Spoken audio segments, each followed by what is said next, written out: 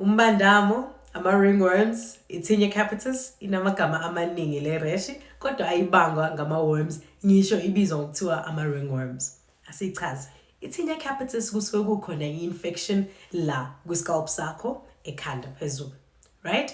Yayibangwe igciwane eliyi-fungus. Sesikhulumile ngama-fungi angithi lena i-Trichophyton tonsurans. Trichophyton tonsurans. Iyona ke ibange ukuthi ube ne-Tinea capitis. Uzobona ekhanda kukhona i-rash ewu-round, iyona lesibizwa ngokuthi umbandamo. Bese ke kuleyo ndawo ewu-round isikhathi esiningi inywele azikho, i-dry, kuyaluma, kungenzeka ithi kuba bovu as well.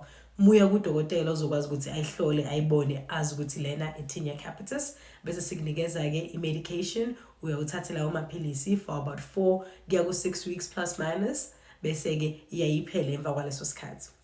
Kubalulekile kodwa wazi ukuthi iyathelelana ke i-Tinea capitis. Kodwa akusho ukuthi umntwana kumele angayi esikoleni ngoba ijwayelekile kakhulu enganeni ezincane noma ingenzeka noma ngayimiphi iminyaka. So izinto esebenziswa umuntu one-Tinea capitis kumele wenze sure ukuthi uyazicleana, uzidisinfecte. Kufana namakamu, igqoko, i-pillowcase, izinto ezikanjalo. Enye into udokotela angayirecommenda ukuthi usebenzise i-shampoo nayo antifungal.